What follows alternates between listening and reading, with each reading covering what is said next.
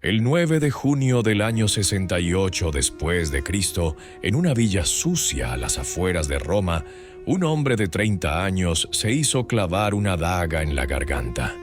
Con ese acto, la sangre de Augusto, la dinastía que fundó el Imperio Romano, se extinguió para siempre.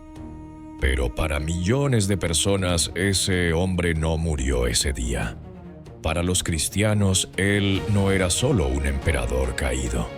Era la bestia, el 666, el anticristo que había sido herido de muerte, pero que viviría para traer el fin de los tiempos. Su nombre ha sido sinónimo de maldad pura durante 2 milenios. Nerón. Nos han contado que estaba loco, que incendió su propia capital para inspirarse mientras cantaba versos de Homero, que asesinó a su madre, a sus esposas y a su hermano por puro capricho sádico. Pero, ¿y si la historia que conocemos es una mentira? ¿Y si el monstruo fue en realidad la víctima de la campaña de noticias falsas más exitosa de la antigüedad? Hoy, la arqueología moderna ha desenterrado pruebas que contradicen a los textos antiguos. Desde comedores giratorios que desafiaban la ingeniería de su tiempo hasta decretos económicos que favorecían a los pobres sobre los ricos. Prepárate, porque vamos a exhumar el cadáver de la historia oficial.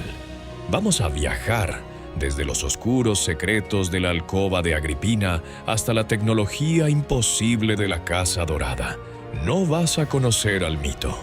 Vas a conocer al hombre que el mundo temía que resucitara. El historiador digital presenta la verdadera historia de Nerón. Para entender la locura, primero hay que mirar la sangre. Nerón nació como Lucio Domicio Enobarbo, en la villa costera de Antium. Su apellido, Enobarbo, significa barba de bronce, pero en Roma era sinónimo de violencia. Su padre, Gneo, era un hombre que arrancaba ojos en peleas callejeras y atropellaba niños con su carruaje por diversión. Cuando nació Nerón, su padre dijo una frase que helaría la sangre de cualquiera: «De mí y de Agripina nada puede nacer que no sea una maldición para la humanidad». Y luego estaba la madre, Agripina la menor, hermana de Calígula, sobrina de Claudio, nieta de Germánico. Una mujer que había sobrevivido a las purgas imperiales aprendiendo una lección vital. El poder es la única seguridad. Agripina no quería ser solo la madre del emperador, quería gobernar. Tras la muerte de su primer esposo, a quien se rumorea que envenenó para quedarse con su fortuna, Agripina ejecutó su jugada maestra. Se casó con su propio tío, el emperador Claudio. Claudio ya tenía un hijo británico, pero Agripina manipuló el sistema legal romano para que Claudio adoptara a Nerón, un joven de 13 años, poniéndolo primero en la línea de sucesión. Y cuando Claudio comenzó a arrepentirse y a mirar de nuevo hacia su hijo biológico, el emperador dejó de respirar. La historia oficial habla de un plato de setas deliciosas, sazonadas con veneno por la famosa envenenadora Locusta, bajo órdenes de Agripina. El 13 de octubre del año 54 después de Cristo, Nerón, de solo 16 años, fue proclamado emperador. Pero miren estas monedas. Esto es inaudito en la numismática romana.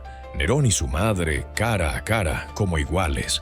En algunas emisiones, el título de ella aparece en el anverso, el lado de honor. Roma no tenía un emperador, tenía una diarquía. Agripina recibía embajadores, escuchaba las sesiones del Senado detrás de una cortina y eliminaba a sus rivales políticos sin consultar a su hijo. Pero Nerón no estaba solo. Tenía 2 mentores, el filósofo estoico Séneca, la mente más brillante de su época, y Burro, el pragmático prefecto de la Guardia Pretoriana. Ellos sabían que una mujer gobernando Roma abiertamente llevaría a la guerra civil. Comenzó una lucha silenciosa por el alma de Nerón. Y aquí está la primera sorpresa. Bajo la influencia de Séneca y Burro, los primeros 5 años de Nerón, el Quinquennium Neronis, fueron una edad de oro administrativa. Se reformó el tesoro, se persiguió a los gobernadores corruptos y se dio poder al Senado. Nerón incluso propuso abolir los impuestos indirectos para bajar el costo de vida de los pobres, una medida tan radical que el Senado la bloqueó por miedo a la bancarrota del fisco. Este no es el comportamiento de un loco, es el de un gobernante populista. Pero en el palacio la sangre estaba a punto de correr. Nerón comenzó a rebelarse. Se enamoró de una esclava, Acte, ignorando a su esposa Octavia, aliada de su madre. Agripina, furiosa al perder control, jugó su carta más peligrosa. Amenazó con apoyar a Británico, el hijo legítimo de Claudio, como el verdadero emperador. Fue su sentencia de muerte, y la de Británico. En una cena imperial, el joven príncipe cayó al suelo convulsionando. Nerón, reclinado indiferente, dijo que era un ataque epiléptico. Nadie le creyó. El veneno había entrado en la dinastía para quedarse. La situación con su madre se volvió insostenible. En el año 59 después de Cristo, instigado por su nueva y ambiciosa amante Popea Sabina, Nerón decidió cruzar la línea sagrada. Matar a una madre era el crimen supremo en Roma, un acto que atraía a las furias. El plan parece sacado de una película de Hollywood. Nerón invitó a su madre a una fiesta en la bahía de Nápoles y le ofreció un barco magnífico para regresar. Pero el barco era una trampa mecánica diseñada por el almirante Aniceto para colapsar en alta mar. El techo de plomo cayó. El barco se hundió. Pero Agripina era hija de Germánico. Fuerte y superviviente, nadó entre los escombros mientras sus sirvientas eran asesinadas a remazos y llegó a la orilla en silencio. Cuando Nerón se enteró que Agripina aún vivía, el terror lo paralizó. Sabía que su madre movería al ejército contra él. Ya no había lugar para accidentes. Envió a los asesinos directamente a su dormitorio. El historiador Tácito relata el final con una prosa escalofriante. Cuando el centurión desenvainó la espada, Agripina se rasgó la túnica, expuso su abdomen y gritó: «Golpea aquí, golpea el vientre que engendró a tal monstruo». ¡Ventren ferir! Con ese golpe murió la madre y nació el tirano. O mejor dicho, nació el artista. Sin su madre, y tras la muerte de Burro y el retiro de Séneca poco después, Nerón se desencadenó. Pero su vicio no era la guerra ni la administración, era el arte. Nerón quería ser una estrella. Introdujo los Neronia, juegos griegos en Roma. Obligó a senadores ancianos a bailar y actuar. Para la mentalidad romana tradicional, que valoraba la gravitas, seriedad, ver a su emperador cantando en un escenario era más ofensivo que verlo firmar sentencias de muerte. Era una humillación nacional. Pero, y esto es clave, la plebe lo amaba. Nerón les daba pan, les daba espectáculos increíbles y humillaba a los ricos senadores que el pueblo odiaba. Era el primer emperador populista, una especie de estrella de rock. La noche del 18 de julio del año 64 después de Cristo, el verano romano era sofocante. En las tiendas de aceite cerca del Circo Máximo, una chispa saltó. En cuestión de horas, Roma era un infierno. El incendio duró 6 días y 7 noches. Se detuvo brevemente y volvió a estallar por 3 días más. De los 14 distritos de la ciudad, 3 fueron pulverizados y 7 quedaron en ruinas. Templos milenarios, trofeos de guerras antiguas, todo perdido. Y aquí es donde entra la imagen que todos conocen. Nerón en una torre, vestido como actor, tocando la lira mientras su ciudad muere. Vamos a contradecir la clásica caricatura. En primer término, Nerón no estaba en Roma.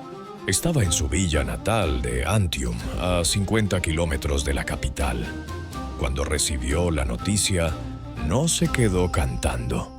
Corrió de vuelta a Roma, sin guardia, directo al caos.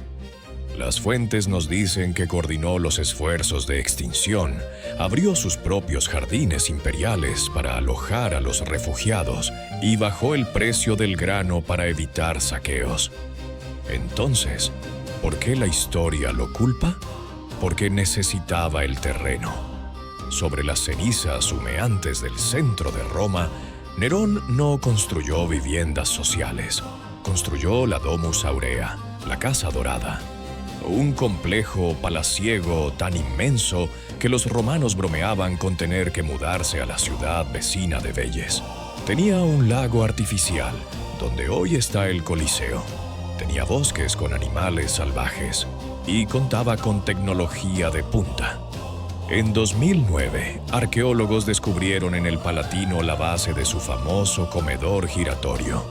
Impulsado por mecanismos hidráulicos, el piso giraba día y noche, imitando el movimiento de los cielos, mientras rociaba perfume sobre los invitados.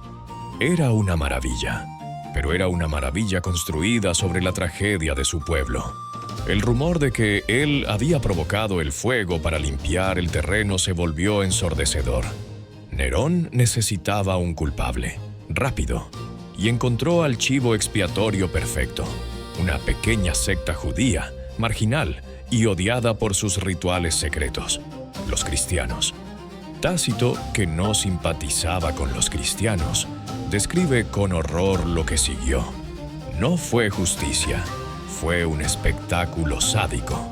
Los cristianos fueron cubiertos con pieles de animales para que los perros los destrozaran.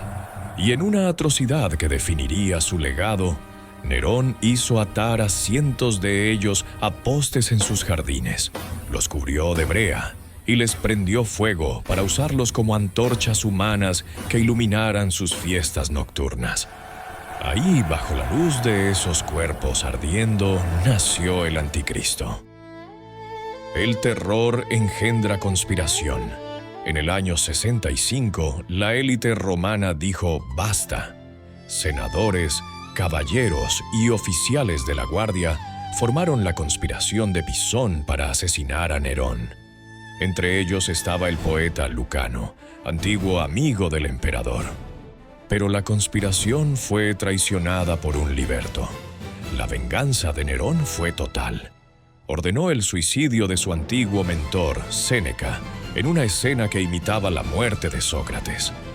La paranoia se apoderó de Roma. Cualquiera podía ser el siguiente. Con Roma convertida en un matadero, Nerón hizo lo impensable. Se fue de gira artística. En el año 66 viajó a Grecia. Alteró el calendario sagrado para que todos los grandes juegos, olímpicos, píticos, nemeos e ístmicos, se celebraran en un solo año. Compitió en carreras de carros. En Olimpia se cayó del carro y casi muere, pero los jueces, aterrorizados, lo declararon ganador. Ganó 1808 coronas de victoria. Solo los griegos saben escuchar, decía. Mientras él jugaba a ser Apolo, en Judea estallaba una rebelión masiva, y en Occidente los generales afilaban sus espadas. En el 68, el gobernador Vindex se rebeló en la Galia. Galba se unió desde Hispania. La clave fue la Guardia Pretoriana. Su prefecto, Ninfidio Sabino, sobornó a los soldados para traicionar a Nerón con la promesa de una suma astronómica de dinero. El Senado declaró a Nerón hostis publicus. Podía ser matado a golpes por cualquiera. Nerón despertó en su palacio y lo encontró vacío. Sus guardias se habían ido. Sus amigos habían huido. Incluso habían robado la ropa de cama.